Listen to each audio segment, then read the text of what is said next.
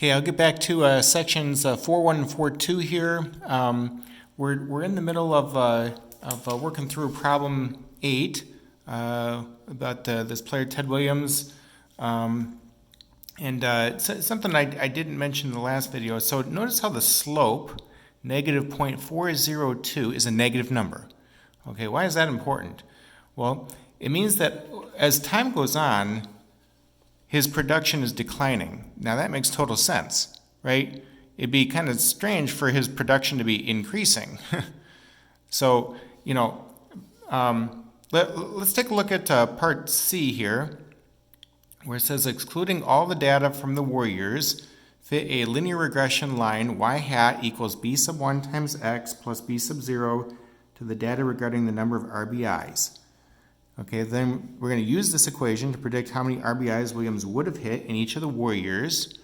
What is the correlation coefficient? Is this a good prediction? And then the ultimate question, would Ted Williams have broken Hank Aaron's all-time RBI record? Okay, so let's see here. So the first thing that we have to do is we need to use the calculator and enter in the values here. Okay, so I turn it on, hit stat, hit enter, and I've already got the values entered in. Now, but by the way, one thing I do want to mention is when you go to delete like empty out a column, I shouldn't say delete, but when you go to empty out a column, you hit clear, okay, and that clears out the column. Okay, you don't hit delete, okay, otherwise it'll say L1, L3. Which you don't want because your calculator uses L1 and L2 as a default column, as default columns. Okay, so you'll need to specify to the calculator to use L3 if in fact you've deleted L2. Okay, so let's see if I hit stat and then hit enter and then go over to number 4. And then hit enter again. So everybody's diagnostic on key should be on. I showed you how to turn that on in the last video.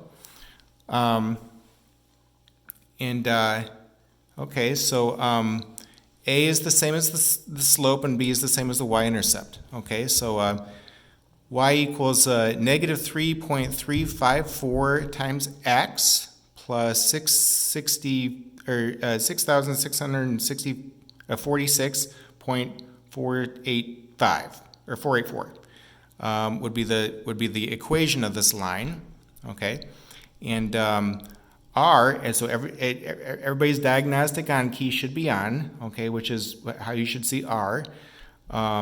If you don't see R, it's because your diagnostic on key is not on, okay.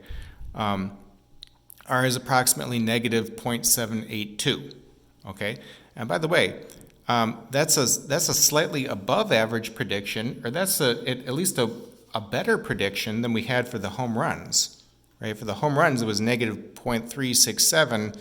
That was a lousy number, right? So the closer you are to 1 or negative 1, the better. The closer you are to 0, the worse. Okay, so this number, negative 0.782, is closer to negative 1 than it is 0.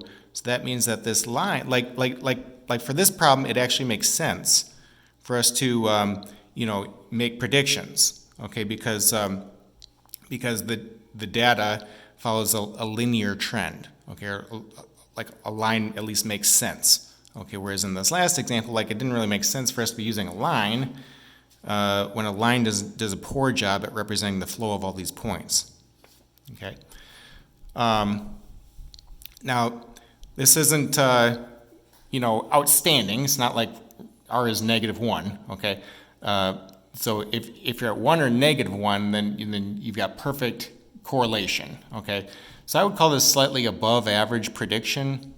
And by the way, one way that I like to do this is if you imagine, forget about the positive negative thing for a moment, but if you imagine converting this to a percentage, and that was a percentage score that you got on the test, okay, would you be happy about that? Like if somebody got a 78.2% on a test, would they be happy about that? Well, I don't know. I mean that's they're average, right?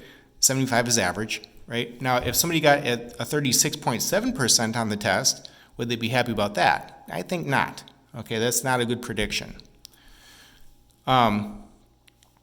So we've got a slightly above average prediction. Now, I want to make predictions about the 5 years that he did not play. Okay, and remember that in the data set, he did play for part of the season, I guess, in 1952 and 1953. We're going to disregard those numbers just because we have new numbers that we're going to get from those. Okay. So the first year that he did not play was 1943, and so if I type in negative 3.354 times 1943, and then plus 6,646.484, then I'm getting 130 home runs roughly, or excuse me, 130 RBIs roughly for the year 1943. Okay, and it's not possible for him to hit .662 RBIs. Is either run batted in or is not. So for this problem, like, you'd round to the nearest whole number. For other problems, you would go out decimal places, and so it really just kind of depends on the problem. So if I do this again now, oops, type in 1944, looks like he hits 126 RBIs in 1944. Okay, hit second, enter. 1945. He hits 123 RBIs in 1945. Okay, and then second enter, 1952 would be the next year that he did not play, so roughly 99 RBIs in 1952. Okay, and then in 1953, roughly 96 RBIs in that year. Okay. Now again, I need to remind us that we're never going to know what woulda, shoulda, coulda. Okay, because he did not play. Okay, this is just based on his production throughout his other years that he did play. Okay, why we're getting these numbers. So, would Ted Williams have broken Hank Aaron's RBI record? Okay, we can now answer that. So if I were to look at his RBI, so his total number of RBIs is 1,839. Now that's including the 37 RBIs that were in 1952 and 1953. So if I subtract 37 from 1,839, I get 1,802. Okay, so I'm going to start with that number, and then I'm going to add these 5 numbers that I just computed. So 1,802 plus 130 plus 126 plus 123 plus 99 plus 96. And I get 2,376. Okay, 2,376 is larger than the number of RBIs that Hank Aaron hit. Okay, 2,297. So it looks like if he were playing during those 5 years that he missed, he would have been the all-time RBI leader. Okay, and plus we could say that with confidence because of the R value. Like I said, here it actually makes sense for us to be using a line and making predictions. Okay. Let's see here. So part D, the scatter diagram regarding the number of RBIs is shown below, and the regression line is drawn on the graph. Okay, so it would appear from the graph that there is a linear relation and a negative association between the two variables. Okay, so a negative association means that R is negative. We already know that. Okay, and by the way, that makes sense because as time goes on, like his production is going to be decreasing, right? That'd be most people. So, we probably could have expected this to be, going downward or have a negative slope. Notice how the correlation coefficient justifies these observations, okay? And that's what I was pointing out there, the negative number, okay? In your own words, explain what the slope and the regression line represent. Also interpret the y-intercept of the regression line, and in the context of the study or explanation, or explain why it has no practical meaning. Okay, so the slope of this line that I drew, and by the way, this is the best fit line, okay? And as I said in some other videos, like I can draw a line anywhere I want, you know. It's just this is the line of best fit, okay? This is the regression line.